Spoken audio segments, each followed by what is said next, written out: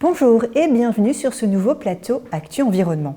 Dans la nuit du 25 au 26 septembre, un incendie a touché l'usine chimique de Lubrizol à Rouen et son voisin, Normandie Logistique, un entrepôt qui stockait aussi des produits chimiques. Au total, 9000 tonnes de produits ont brûlé en quelques heures. L'enquête judiciaire n'a pas encore élucidé les causes de l'incendie et les responsabilités, mais cet accident interroge sur la surveillance du site par l'État. Ce qui nous pousse aujourd'hui à débattre de ces installations classées pour la protection de l'environnement. Sont-elles suffisamment surveillées ? C'est notre question du jour. Et pour y répondre, j'accueille Ginette Vastel. Bonjour. Bonjour. Vous êtes copilote du réseau Risque et Impact Industriel chez France Nature Environnement. Et Philippe Prudon, bonjour. Bonjour. Vous êtes directeur des affaires techniques de France Chimie. Alors le site de Lubrizol est classé Seveso Seuil Haut, la catégorie la plus dangereuse des installations classées pour la protection de l'environnement. Il est donc surveillé comme le lait sur le feu. Malgré ça, il a été difficile de savoir ce qui avait réellement brûlé. L'incertitude était la même pour le site voisin de Normandie Logistique, qui stockait peu ou prou les mêmes produits. Ginette Vastel, y a-t-il eu défaut de surveillance sur ce dossier ? Peut-être qu'on ne peut pas parler de défaut de surveillance, mais c'est vrai que, chemin faisant, on trouve des non-conformités sur le site. Donc, pour un site Seveso Seuil Haut, quand on s'aperçoit que les éléments qui normalement doivent arrêter l'incendie ne sont pas tels qu'ils devraient être, c'est quand même un problème pour la sécurité des riverains. Quelles défaillances ont été notées ? Je crois qu'il n'y avait pas, par exemple, de mémoire, il n'y avait pas suffisamment de réserve d'eau. C'est quand même important pour éteindre un incendie. Et là, en plus, un incendie extrêmement important. On peut d'ailleurs remercier les gens qui sont intervenus parce que, comme tout autour, il y avait des sites dangereux. Si l'efficacité n'avait pas été celle qu'on a eue là, ça aurait été une catastrophe.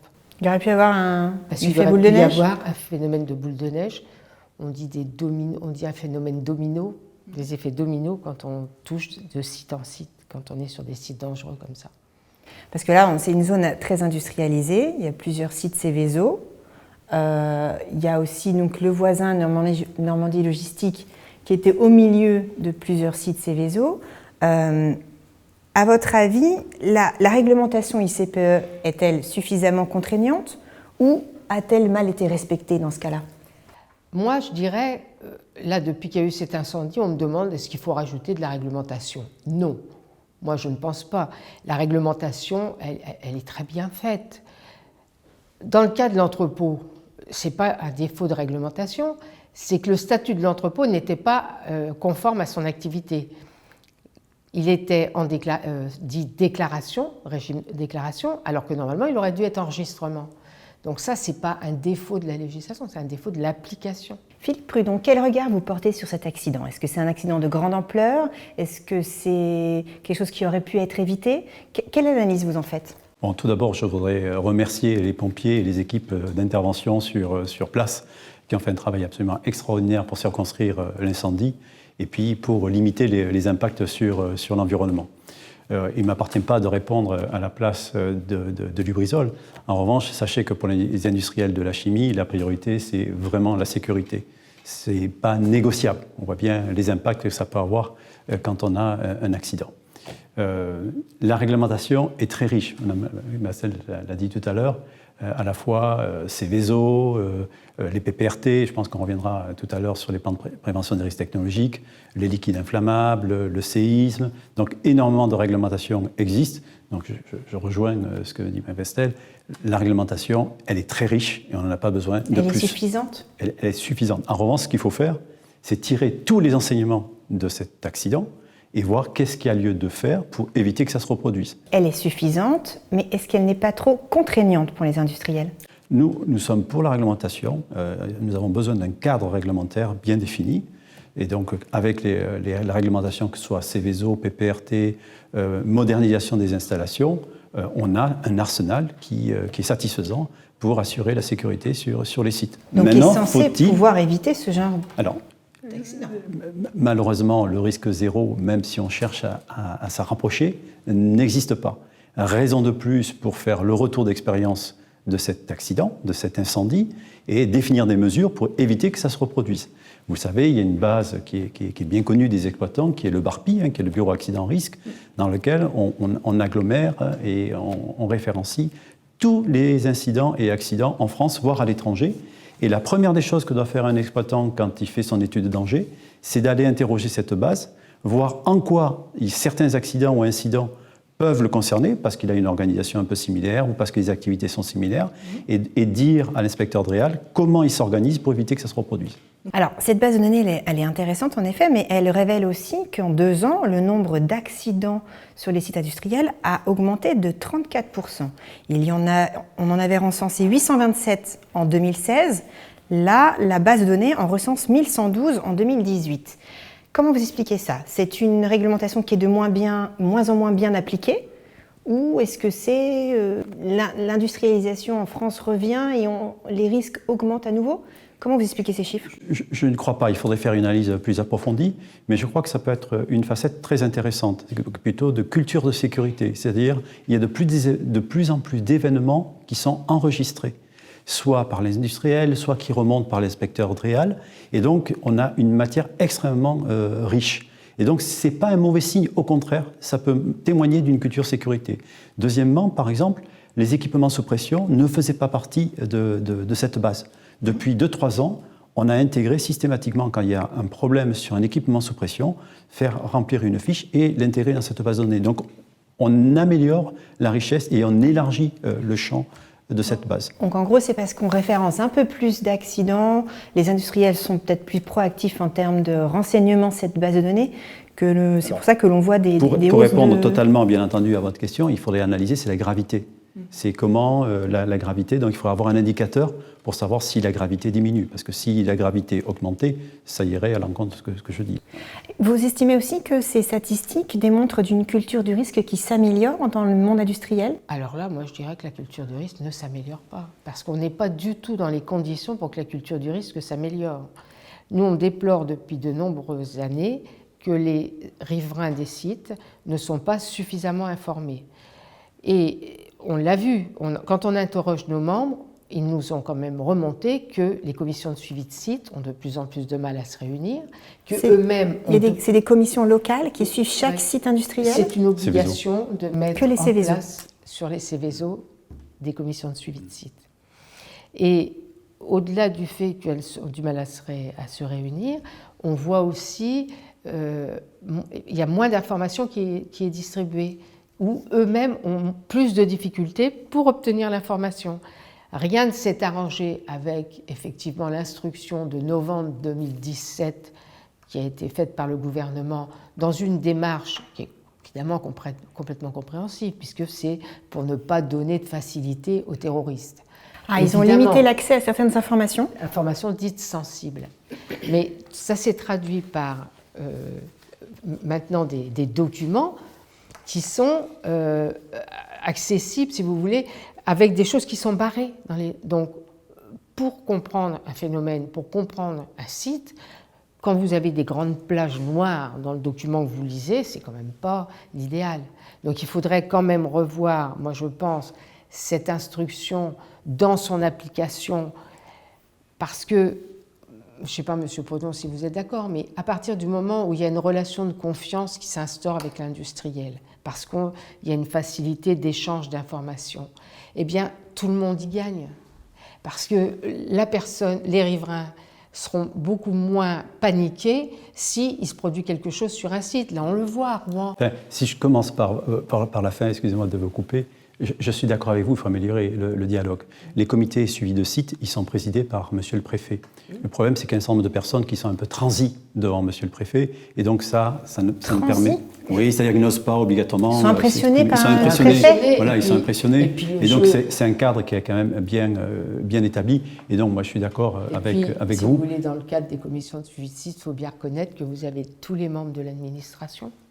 Du coup, la langue ne se délie pas, on ne dit pas les choses réellement. C'est-à-dire qu'il faudrait augmenter, c'est important, il faudrait augmenter la fréquence de ces échanges et pas obligatoirement animés par Monsieur le Préfet. Voilà. Où je vous rejoins pas tout à fait quand vous dites il n'y a pas de culture sécurité, on était parti sur la culture sécurité. Elle diminue, je dis, elle n'augmente pas. Ah, c'est déjà différent. Non, mais c'est ce que j'ai répondu à cette question en disant elle ne demande pas. Parce qu'il y a la culture sécurité dont on a parlé juste précédemment, et puis après, il y a la culture du risque.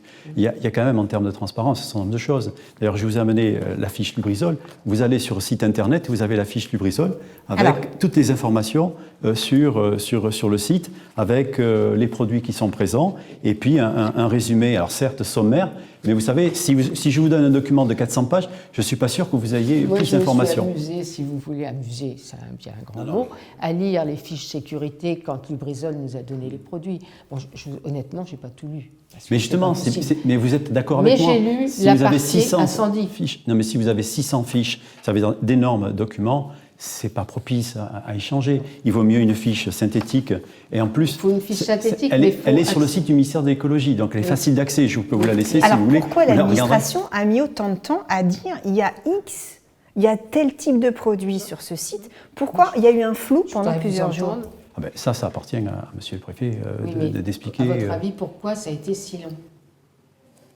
Je ne sais si pas. Les données sont si faciles à avoir. Non, alors ce que je veux dire, c'est que pour la fiche de site, l'avantage, vous avez en 4 pages l'intégralité des familles de produits, par exemple les produits inflammables, les produits qui réagissent à l'eau. Donc ça, c'est tous les produits qui sont susceptibles de se trouver sur le site. Absolument. Mais ce n'est pas la liste. Mais au lieu de dire j'ai le produit A, je suis d'accord avec vous, j'ai le produit A, j'en ai 2,5 tonnes, j'ai le produit B, j'en ai 6 tonnes. Et si vous avez 600 produits comme ça, le citoyen, qu'est-ce qu'il en trouve comme information? Vous-même, vous avez dit, j'ai pas tout lu. En revanche, savoir... Sécurité. Oui, non mais c'est pour dire que c'est important, mais savoir, je suis père de famille aussi et j'ai habité à côté de site Céveso, savoir que tel site a tant de produits inflammables ou tant de produits toxiques pour l'environnement, oui, ça m'intéresse. Savoir qu'en termes de scénario, il y a un scénario incendie qui est décrit, un scénario toxique qui est décrit, oui, ça m'intéresse. Mais l'administration, elle n'a pas une vision, on va dire, synthétique. Elle devrait avoir, tout le détail de l'activité et des produits. Elle l'a. Puisque si on revient à la base, d'abord l'exploitant doit faire une étude de danger. Pour faire cette étude de danger, il doit avoir l'inventaire complet des substances, cette fois-ci une à une, et on les classe par famille.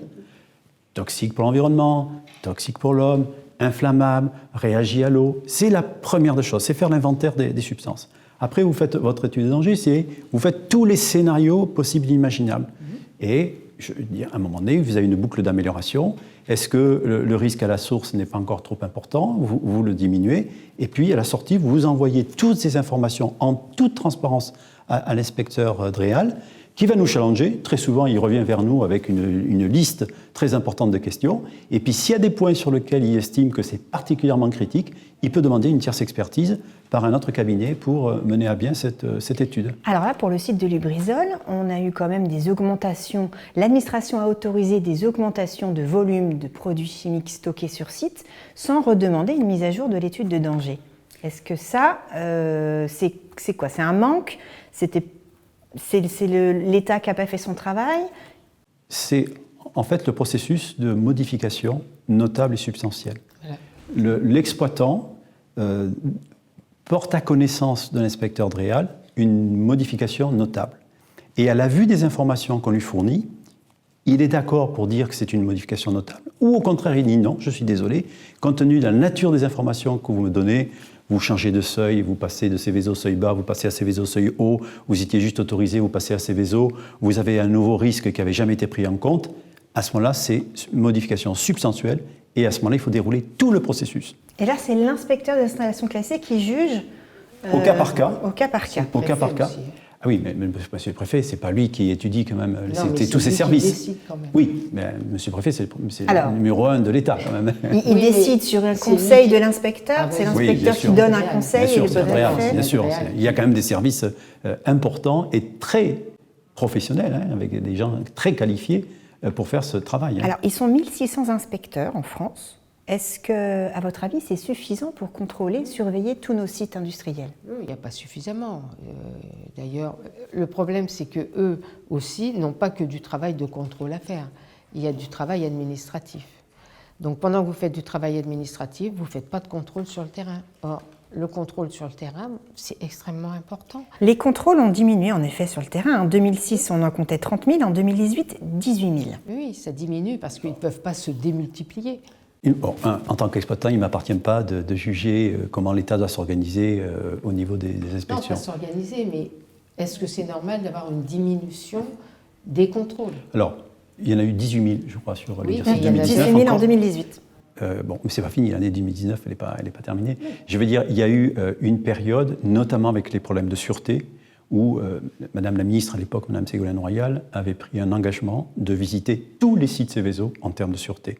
Donc ça a augmenté le nombre de contrôles. La sûreté, c'est lié justement au risque terroriste, malveillance, terrorisme, etc. Ce n'est pas la sécurité. Non, il y a deux choses, sécurité, sûreté. Alors, avec les collègues Avec nucléaires... le nucléaire. Oui, mais on est aussi... Sûreté en nucléaire, c'est l'équivalent de sécurité dans l'inverse d'un nucléaire. Etc. En fait, plus le potentiel de danger est important, plus les contrôles sont importants. C'est-à-dire que vous passez de simples déclarations, vous avez aussi d'essais, je vais revenir, déclaration et contrôle, jusqu'à Seveso seuil haut. Donc 18 000, pour les Seveso, grosso modo, c'est entre 2 et 3 interventions, inspections de l'ADREAL par an. Par an. Bon. Ce qui est pas mal quand même, parce qu'il faut préparer. Et après, il faut répondre à monsieur l'inspecteur ou madame l'inspectrice. Pourquoi je dis d'essais? Tout simplement, on a un peu plus de 400 000 installations sous le régime de la déclaration, donc énormément, bien entendu, de choses à contrôler. Et les inspecteurs, là, pour le coup, ne sont pas assez nombreux pour pouvoir les contrôler chaque année. Le gouvernement a prévu des mesures, c'est pour ça qu'on dit « D » avec contrôle, de faire passer un tiers pour dire, voilà, dans cette installation, si je prends, mettons, une petite installation dans laquelle vous dites « je dois avoir un extincteur », vérifiez que la présence d'extincteur.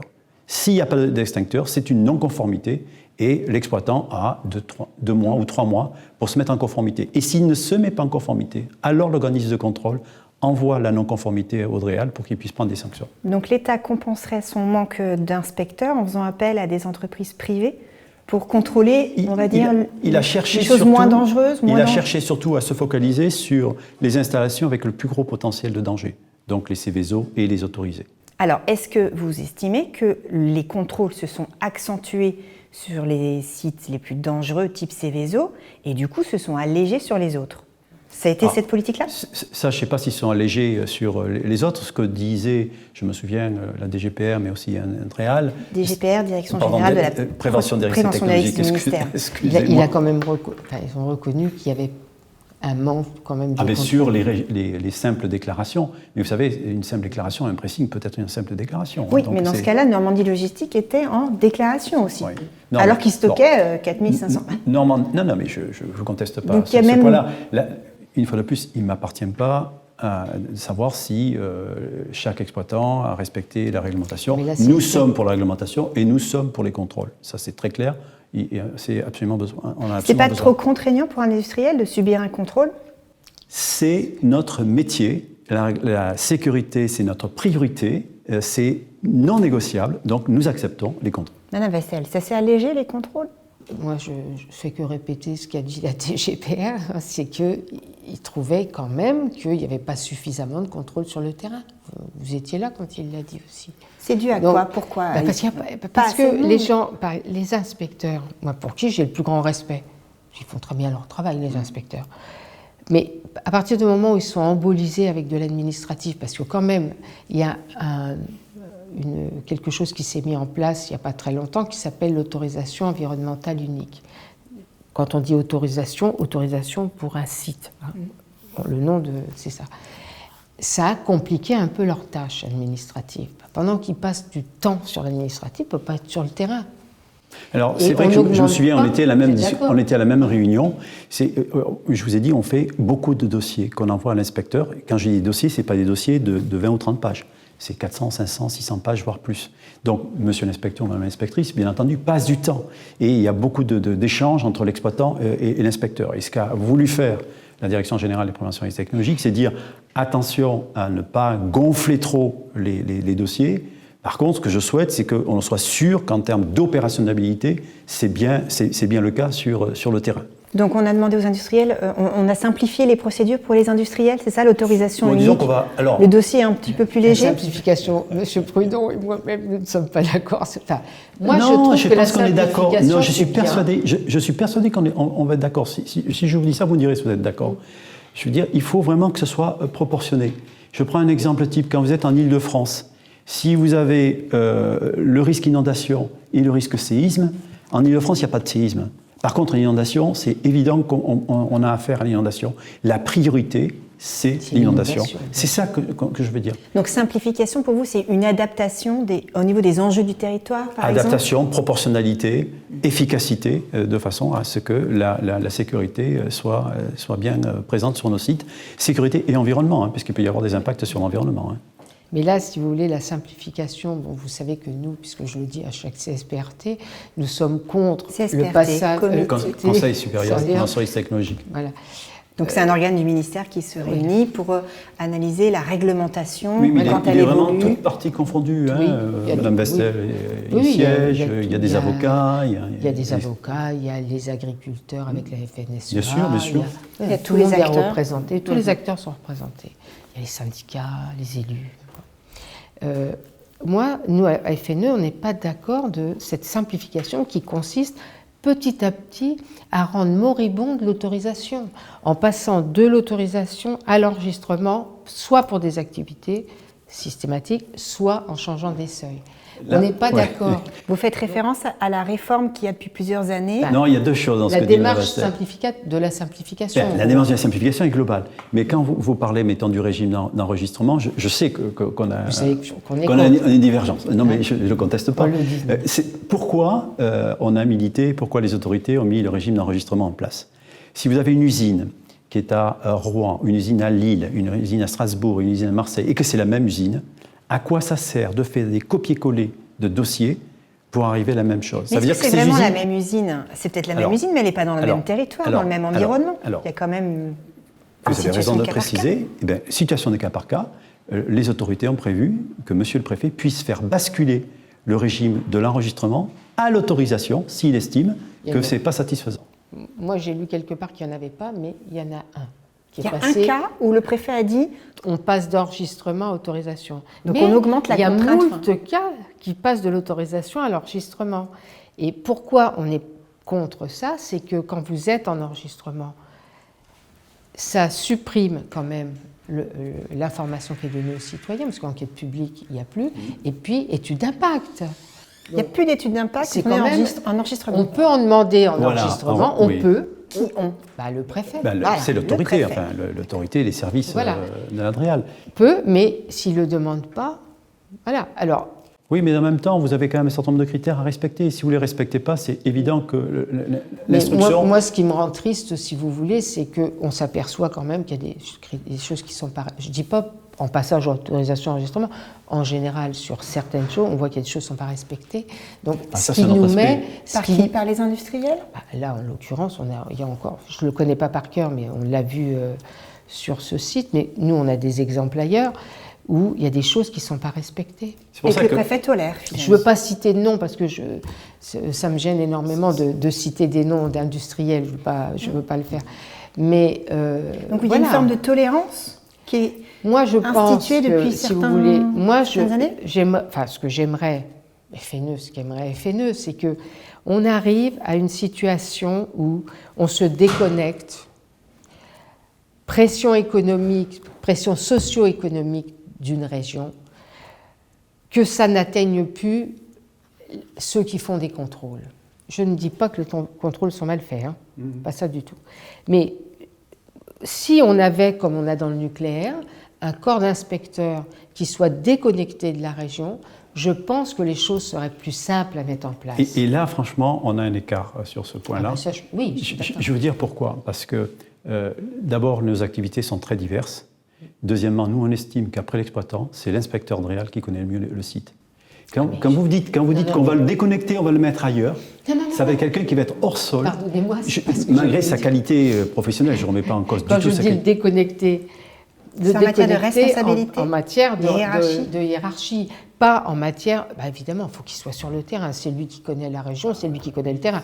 Non. Il faut qu'il soit sur le terrain, mais il faut qu'il soit relié directement, à une déconnecté de la autorité région. indépendante. Voilà. Vous, ce qui vous gêne, c'est la relation au préfet? Moi, ce qui me gêne, c'est ça. Parce qu'aujourd'hui, pourquoi ça me gêne? Parce que, si vous voulez, on voit quand même que le préfet a de plus en plus de droits.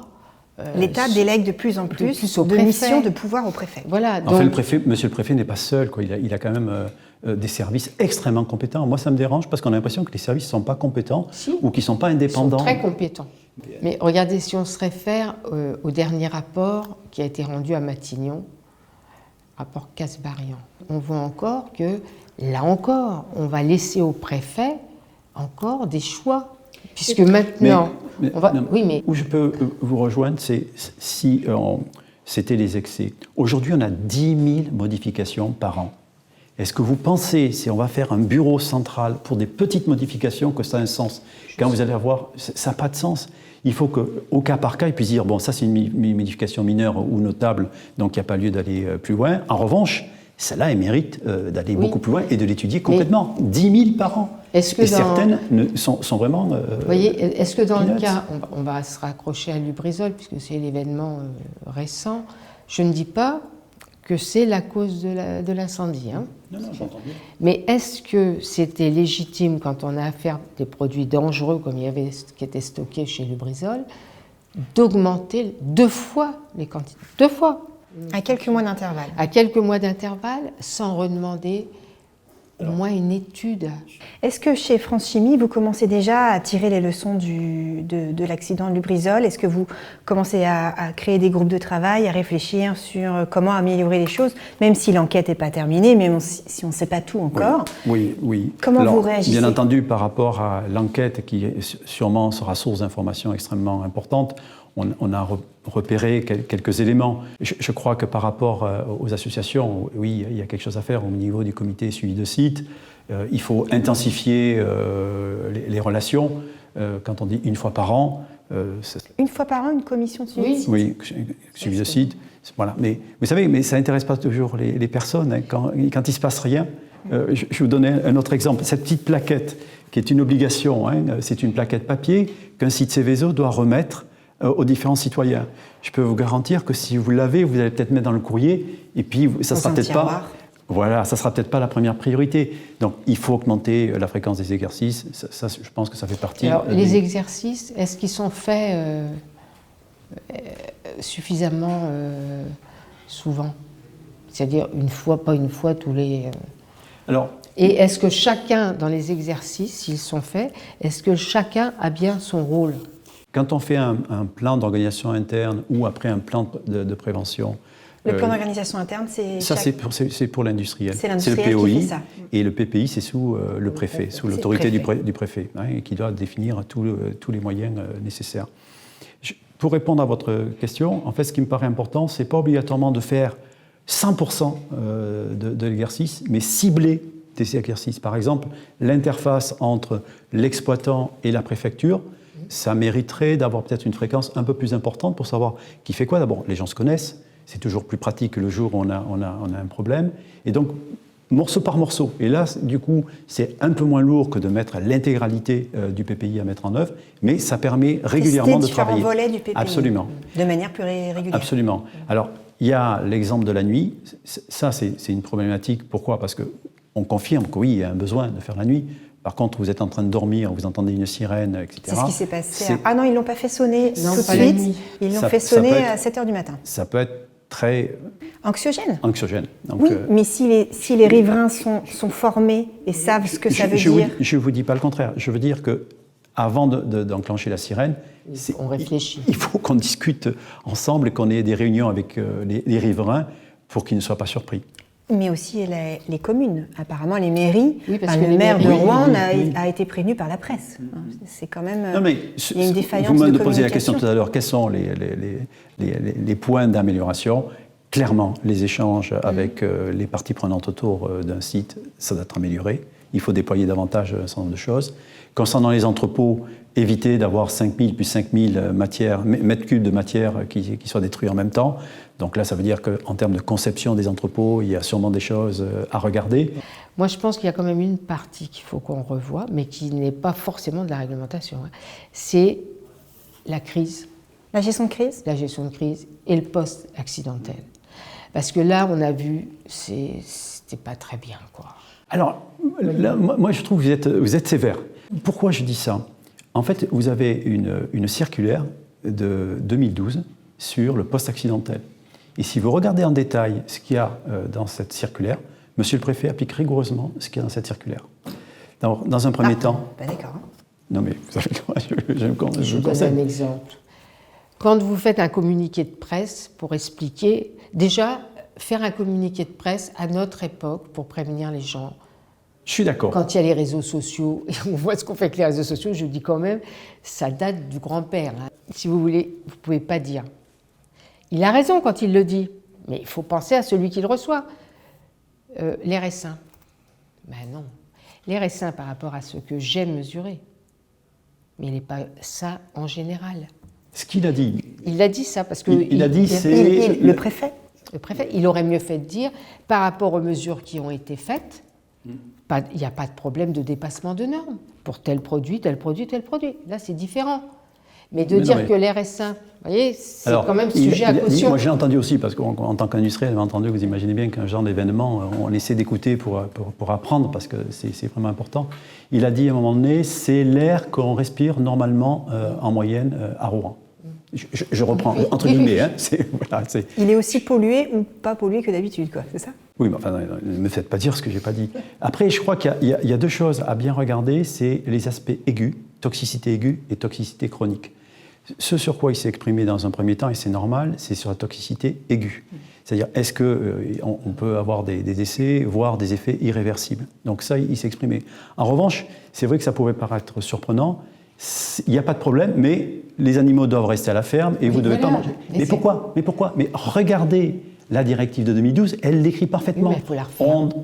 Si vous voulez... Pas de nouvelles réglementations, mais on peut la modifier. Non, mais ça, pour qu'on soit plus proche des attentes des gens. Donc plutôt une envie de modifier un petit peu la réglementation de gestion de crise. Oui, la crise. Quel autre enseignement, et on s'arrêtera là pour aujourd'hui, quel autre enseignement vous voudriez voir sortir de cet incident, de l'analyse et de cet incident de Lubrizol, accident de Lubrizol ? Sur les sites, les PPRT, peut-être faudrait... Ils ne sont pas au niveau ? Non, il faut les terminer. Voilà, il faut déjà les terminer, parce qu'ils ne sont pas tous terminés. Il faut terminer toute la partie expropriation, délaissement et renfort sur le bâti. À Rouen, c'était fini. Le PPRT était fait. Le PPRT, oui, mais la partie renforcement des bâtis... encore d'après. Voilà, c'est ça. Alors, on est en plein dedans. Mais moi, je vous invite à voir ce qu'avait déclaré le président Yves Blain d'Amaris, qui est donc l'association des maires qui ont une commune de Céveso sur leur... il dit il faut terminer. C'est impératif de terminer.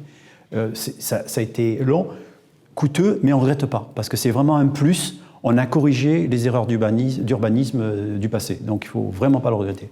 Alors je vous propose qu'on s'arrête là pour aujourd'hui. Merci à vous d'avoir accepté notre invitation. Merci à vous de nous avoir suivis et je vous dis à très bientôt sur actuenvironnement.com.